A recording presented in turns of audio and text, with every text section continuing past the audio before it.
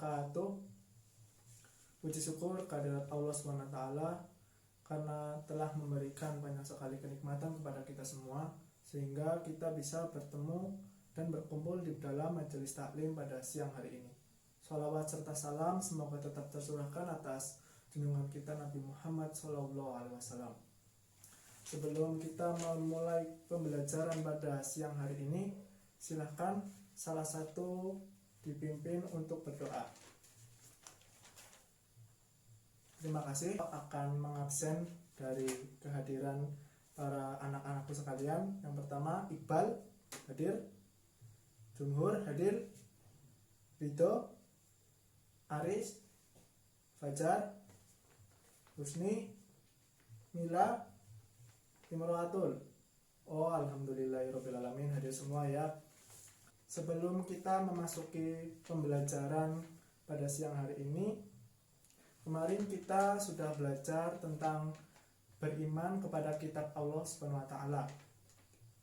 Ada berapa kitab Allah SWT? 4. Baiklah. Yang pertama apa saja? Bagus. Berarti belajar ya. Nah, sebelum kita ke inti pembelajaran, Bapak akan membacakan tujuan pembelajaran terlebih dahulu. Setelah mengikuti proses pembelajaran, peserta didik diharapkan dapat 1. Mengamalkan Al-Quran dan hadis sebagai pedoman hidup. Yang kedua, memahami dan menjelaskan Al-Quran, hadis, ijtihad sebagai sumber hukum Islam.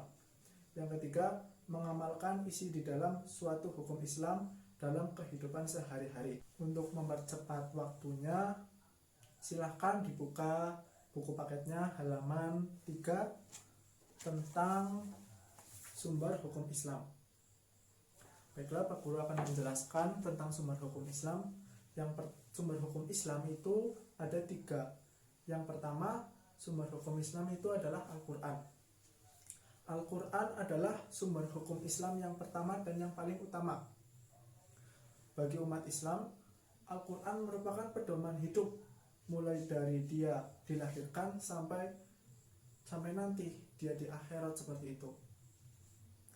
Nah, Al-Quran sendiri adalah firman Allah yang diturunkan melalui perantara malaikat Jibril kepada Nabi Muhammad SAW, yang diturunkan secara berangsur-angsur, kira-kira 22 tahun, 22 bulan, dan 22 hari.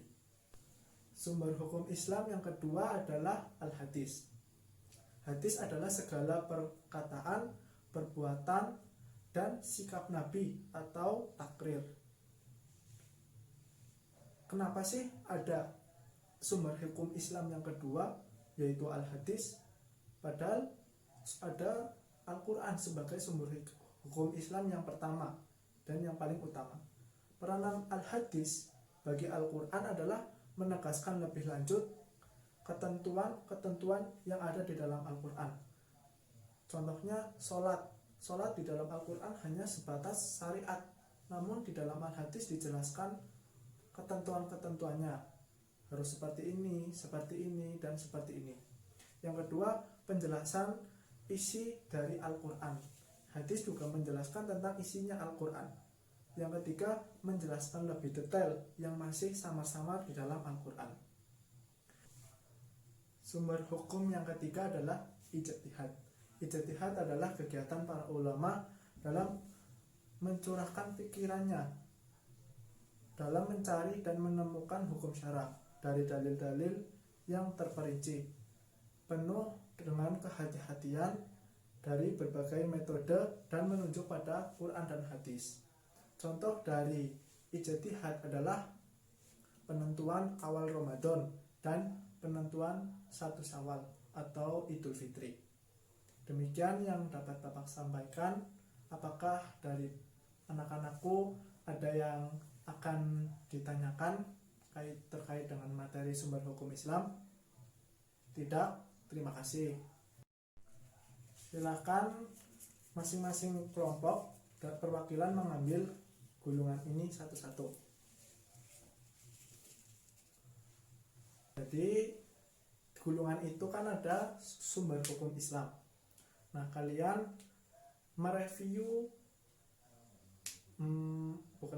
menuliskan kembali yang Bapak Guru sampaikan tadi di lembar kertas. Nah, nanti itu akan menjadi penilaian untuk kalian. Masing-masing kelompok satu kertas saja, seperti itu. Bisa dipahami? Baiklah. Setelah kalian menuliskan di lembar kertas tersebut, perwakilan dari kalian untuk mempresentasikan di depan. Mulai dari kelompok 1, silahkan. Terima kasih atas presentasinya. Dilanjutkan kelompok 2 dan kelompok 3. Terima kasih atas waktunya, atas presentasinya. Bapak ucapkan terima kasih. Tepuk tangan untuk kita semua. Semoga pelajaran pada siang hari ini dapat bermanfaat untuk kita semua, untuk hari ini dan untuk hari yang akan mendatang. Jangan lupa Bapak kasih tugas untuk kalian kerjakan buku paket halaman 5. Demikian yang dapat Bapak sampaikan dalam pembelajaran pendidikan agama Islam kali ini. Bila ada tutur kata yang tidak berkenan, Bapak mohon maaf yang sebesar-besarnya. Marilah kita menutup pelajaran pada siang hari ini dengan lafaz hamdalah bersama-sama. Alhamdulillahirabbil alamin. Sekian, wassalamualaikum warahmatullahi wabarakatuh.